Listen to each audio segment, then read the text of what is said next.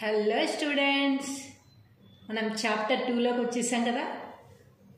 Chapter 2లో కూడా first 5 letters మీకు నేర్పించేశాను, అవునా? ఏమేమిటవి? క, ఖ, గ, ఘ, ఇన్య. ఆ 5 లెటర్స్ మీకు చెప్పేశాను కదా నేను. ఈరోజు నెక్స్ట్ 5 లెటర్స్ ఏమిటి అనేది చూద్దాం, ఓకేనా?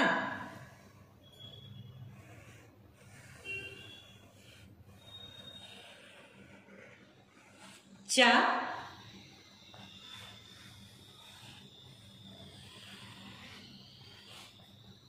ఛ,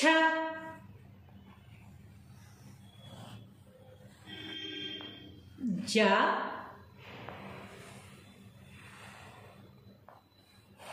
ఝ,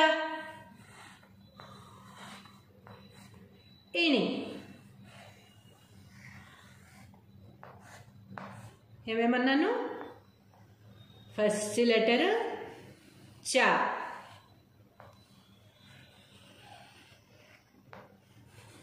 సేమ్ ఇలాగే ఇంకొక అక్షరం రాసి కింద చిన్న ఒత్తు పెడితే ఛ.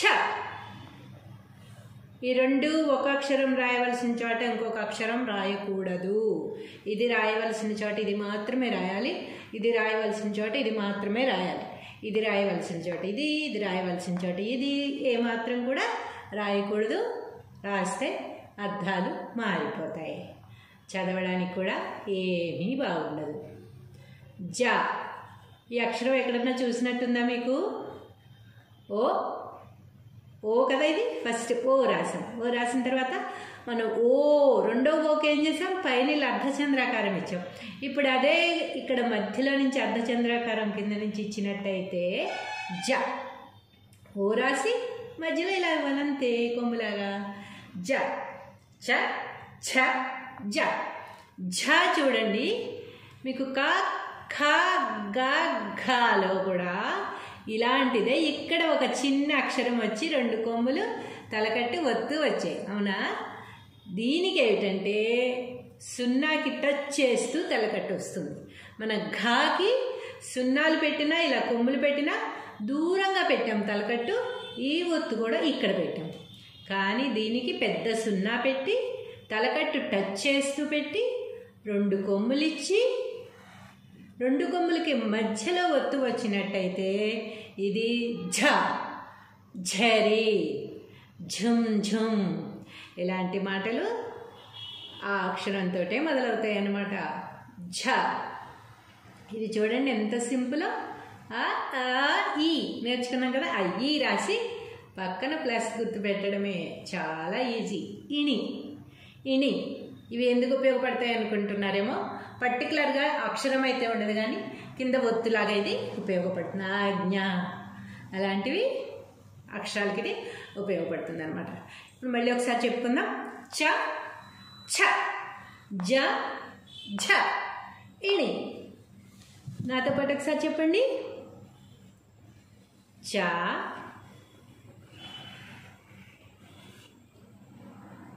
ఛ,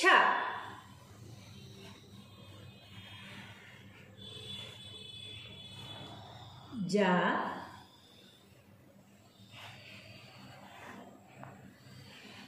ఝ,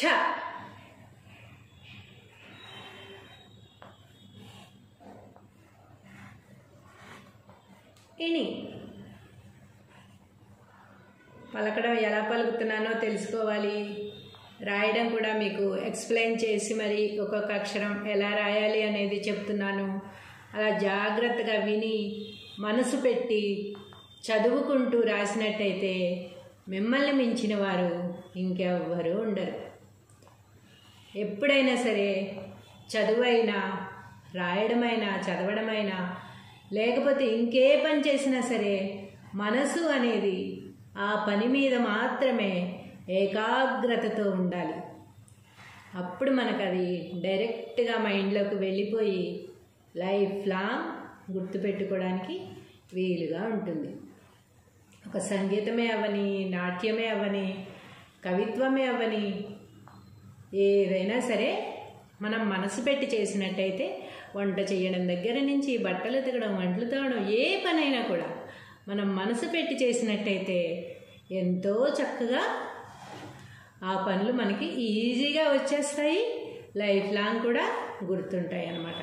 కాబట్టి ఏదైనా ఒక పని చేసేటప్పుడు వేరేవేదో ఆలోచించుకుంటూ మనసు అక్కడ లేకుండా ఏమాత్రం కూడా చెయ్యకూడదు.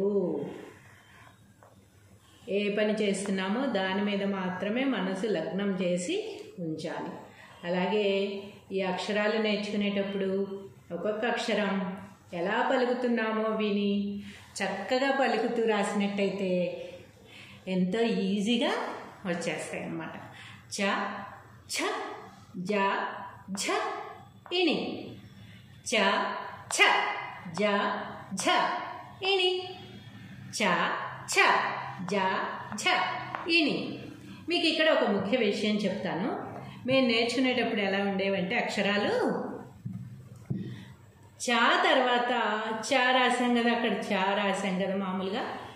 ఈ చా తర్వాత ఇంకో చా ఉండేది. ఈ చాకి పైన ఇలా ఇచ్చేవారు, దీన్ని చా అని చదివేవాడు.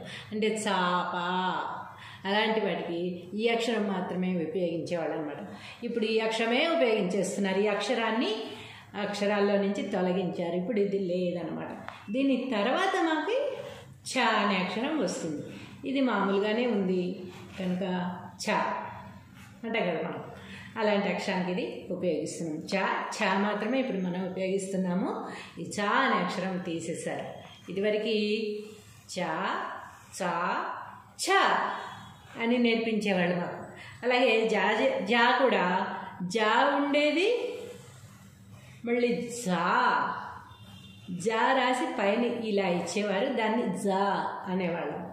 దీన్ని జాబిలి అలాంటి వాటికి ఈ పదం ఈ అక్షరం ఉపయోగించేవాళ్ళు అన్నమాట. తర్వాత ఝ అనేది మామూలుగానే ఉంటుంది.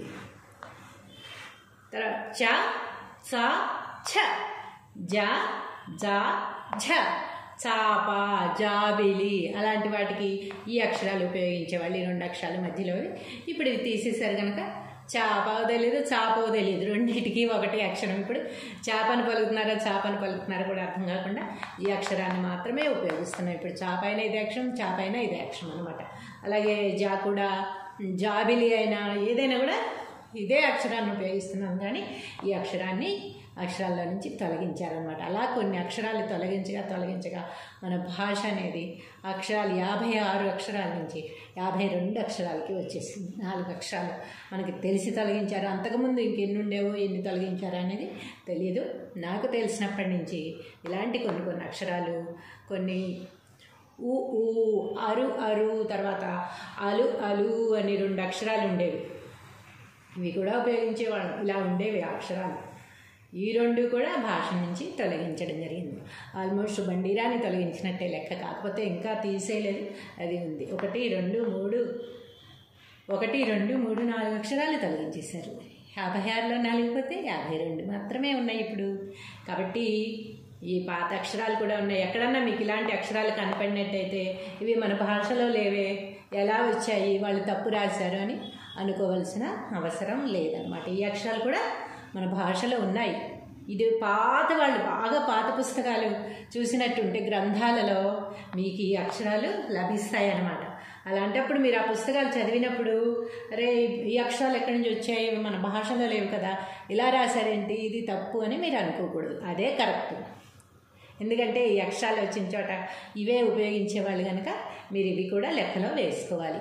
ఇప్పుడు నేర్చుకోవడానికైతే మాత్రం మనకి ఇవి ఇప్పుడు మనకి నెక్స్ట్ వచ్చే జనరేషన్కి కానీ ఇప్పుడున్న జనరేషన్కి కానీ ఈ అక్షరాలతో పదాలు ఉపయోగించట్లేదు కనుక మనకి ఇవి సరిపోతాయి అన్నమాట.